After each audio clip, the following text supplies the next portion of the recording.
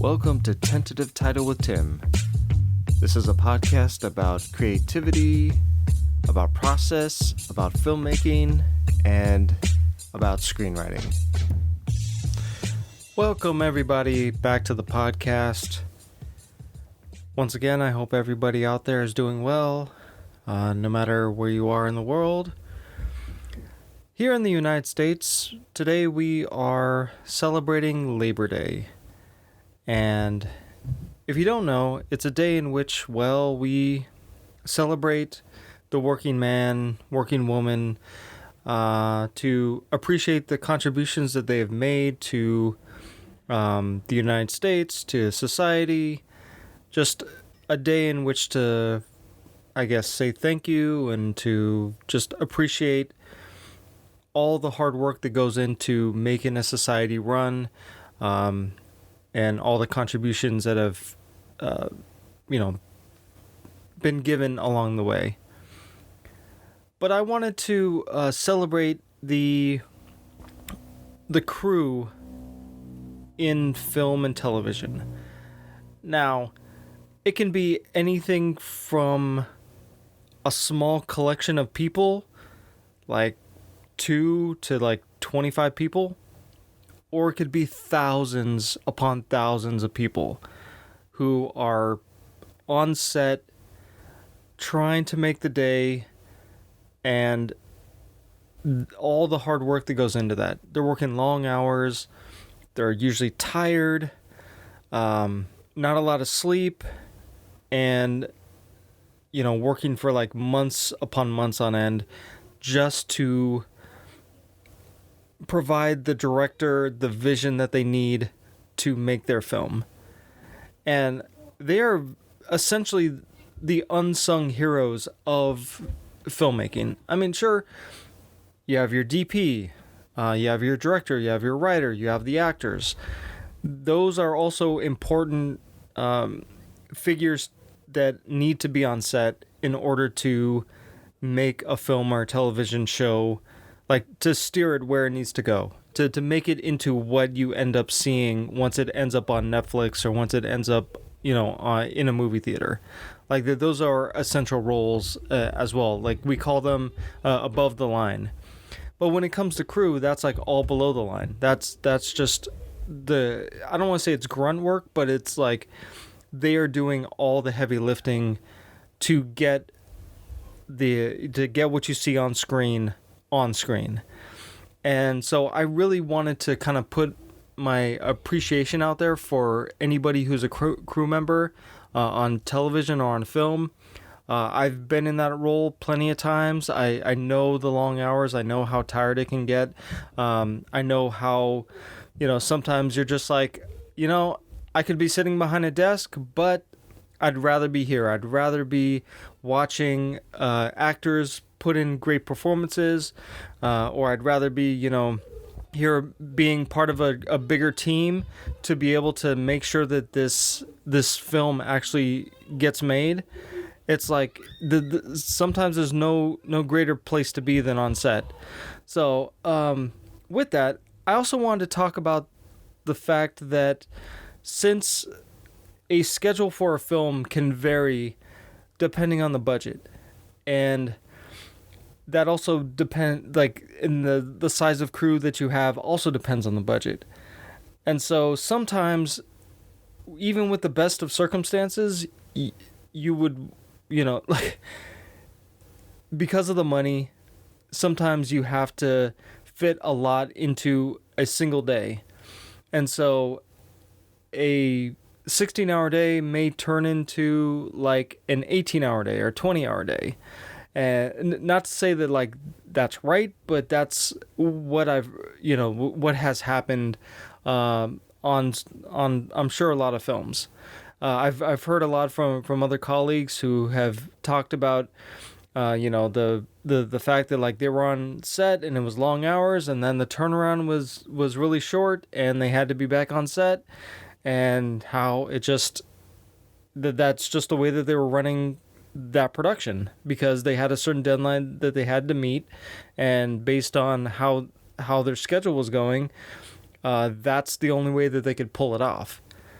And usually that is with like non-union, but sometimes it can be union too. But with that, at least with union, there comes penalties. If you go beyond a certain block of working time for a crew, the production is gonna be penalized. They have to pay all those people extra, sometimes time and a half, sometimes like day rate, sometimes just like double. Like it builds exponentially, depending on how much time over you take to with your crew.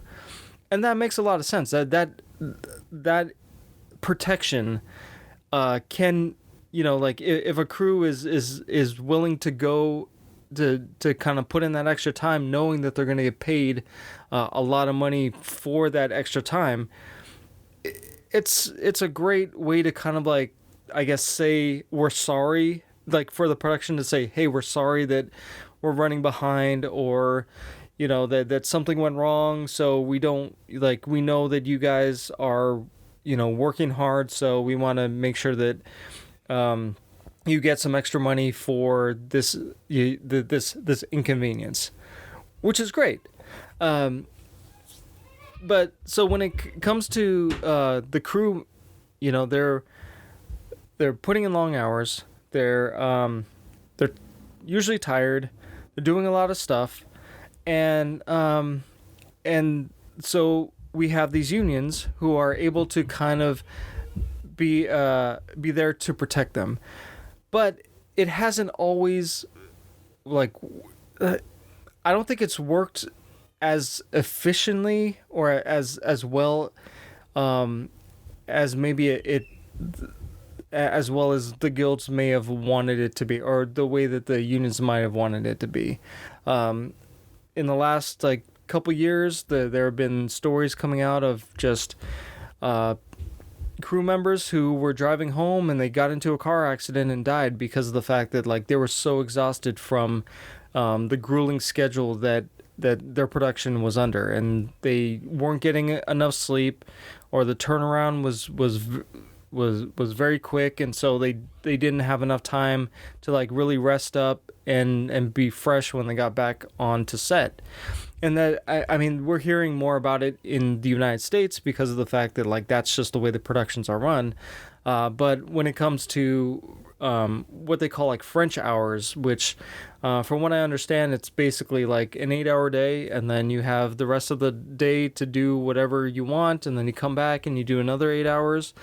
And they understand that that's just the way that they work, and so they make sure to schedule their films to accommodate for that 8-hour day instead of pushing it to like 12 or 16, which I think is great. You want your crew to be, you want them to be happy, you want them to be fed, you want them to work hard, and you don't want them exhausted, because an exhausted crew, being on both sides of that equation, it's not a great place to be, and you end up making a lot of mistakes. You end up, just things kind of fall apart because you're exhausted, and no matter how hard you try to like stay on task and be as efficient and as motivated as you can to do your job, it can be extremely challenging. So we have the unions. But we also have the guilds, which I guess the guilds and the unions could be the same thing. Maybe they're the same name, two names for the same thing. But you have the Writers Guild of America, you have the Directors Guild of America, you have the Producers Guild of America. Like if you've watched a movie, you've seen these names with like PGA on the end of them, or with the director they don't put DGA. It's just kind of like it's assumed that they belong to the Directors Guild, but there are certain titles that are that on the credits that you'll see that it's the whoever's name and what their role is, but it's like then you have like their guild association officially on the title as well. which is great because it means that, once again, being part of a guild, being part of a union allows for you to kind of have this collective bargaining as a professional, and hopefully that bargaining that guild is able to come in with is going to benefit you in the long run. And it's still a work in progress from what I hear. They're like, as things are changing, as the old way of doing film has been evolving over the past 30 years, like, there's been different needs. There's been a change in how things are done. There's been a change in where these films and these TV shows are ending up. It's like, now we're in this digital space where it's like, okay, well, now instead of having a movie that goes to a movie theater, maybe it's going to go to a streaming site and to a movie theater. It's like how, like, the whole world is changing in terms of how how things are distributed, and then what does that mean in terms of like payment for the people who have created it and what role they played in it. And it's just there's so much that is being worked out right now that the old way is still somewhat relevant, but now there's this new way where it's like, well, we don't know how the pay structure is going to work itself out. And in 10 years, hopefully it's all worked out. I mean, in 5 years, in 2 years, I hope it's all worked out. But who knows? Because last year, with the pandemic, a lot of studios were forced to put their movies online instead of put them into a movie theater. So that completely rushed what seemed to be a transition that was already happening. But all of a sudden, it was like, okay, now these contracts with the guilds the studio had to do what seemed right for them, but that compromised their agreements that they had with the guilds and what that meant for the talent who were creating these things, and sometimes had already created them before the pandemic even happened. And what does that mean?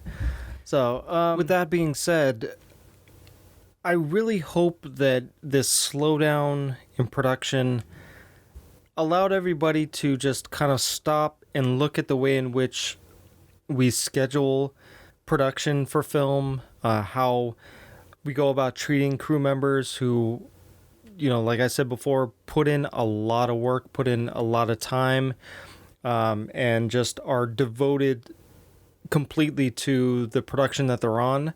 And sometimes they're jumping from one production to another, because that's their living. That's the job that they have chosen to do, and they are sometimes on many productions in a row that are just, they're long. They're like I said, months of work, of just nonstop work. So with everything kind of slowing down, I hope this gives everybody a chance to kind of think about the pressure that we put on productions to make a certain amount of them, to make a movie in a certain amount of time. And because, like, if you think about it, there isn't much of an urgency when it comes to producing a film or a television show. Like, it's all self-imposed. There is business, obviously. There is like momentum and hype and all that kind of stuff that all plays a factor. Also, loans, like your movie is taking out a loan, and so they want to get it out fast so that they can pay back that loan. Like, all that stuff makes sense. That's all from a business perspective makes sense. But in terms of like the human capital, the human, the people who are like actually making these things, like I hope that things don't go back to the way they were, but there's more of an understanding that, like, we need to keep our crews healthy. We need to keep them to a point where they're operating at the top of their game. and that they can have a long career, because even though it seems like there's like so many people who want to make films, and there are, it would be nice to be able to have like people who are still around who can teach the younger generation how to do the job well, how to be efficient, how to just how to do the job. You'd like to have a mentorship, to have people coming in who like want to be gaffers, who want to to be grips, who want to do these jobs, but to have like to have people who have been in the industry for a while, take them under their wing and say, okay, like if you really want to do this, this is what the expectation is.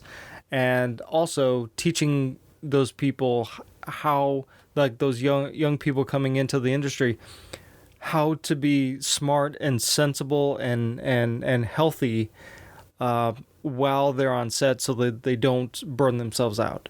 Because I think that's a lot of it too. It's like there's such a hype that kind of builds up when you're making a film, where you just like, you want to go. You want to jump onto as many productions as you can, because you're like, yeah, I'm going to make a career out of this. I'm going to go work on this and that and this and that and this. And then it translates into like, oh, and once it comes out, then I can like put it on social media, and I can like, hype it up, and I can say, hey, I was on set with so-and-so. And, like all that stuff is really fun and cool. But it's also it's an addictive thing. I know this myself, that like I wanted to be on as many sets as I could, because like it's such an exciting job, no matter what you're doing on set. Like even if you're a PA, there's still like interesting things that are happening. Even if it seems like nothing's happening, like you're still on a film set. So that's like, just automatically, that's an exciting like thing. If you tell somebody that I was a PA on a set, especially if it was a big movie, then you're like it already is like, something big for, to tell other people. But yeah, just to bring the work schedule, the schedule for making these things, to kind of like, I know they're already long, because, it takes like 3 months or so to shoot a film, but to just take into account like the health of the crew. And I think some really good productions actually do. And they make sure that like they're giving the crew like extra stuff, and they try to make it fun. They try to make it so that, people are involved, that everybody is kind of noticed for their contribution to the film. So there are some really great productions out there that, treat their people right. And that's great, but it's not industry wide yet. And it's because of so many different factors and limitations. But, other than that, guys, I just wanted to say thank you to everybody out there who's working. If you're on a film set, thank you. I love the stuff that you make, because it's a miracle that anything gets made. And so you're a part of making magic happen, and I appreciate each and every one of you. For everybody else in the world, thank you for working, for doing your jobs, for making sure that like society is running, for just contributing to this world and to this life. So I know it's I'm getting a bit like out there, but you know what I mean. Like thank you for just doing what you do, and hopefully like what you're doing is a big contribution to society, that or at least that you feel that it's a big contribution to society, because there's always going to be somebody who's going to appreciate what you do. So anyway, guys, I'm starting to ramble, but that's all I got for today. Make sure to give a review on Apple Podcasts. Make sure to subscribe to the YouTube channel. Make sure to just do all the subscribing, do all the liking, do all the things. Do all the social media things. Like that would be really appreciated. So, all right, guys, until the next one. And also, if you want to connect with me, I have an email for the podcast. It's tentative.title.with.tim.podcast@gmail.com. Also, I have a Twitter account for the podcast where I post episodes, and that is at title_Tim. And you can find also on the Facebook page, I have a page for the podcast, so you can connect with me there. Looking forward to hearing from all of you, and until then, I'll catch you on the next one.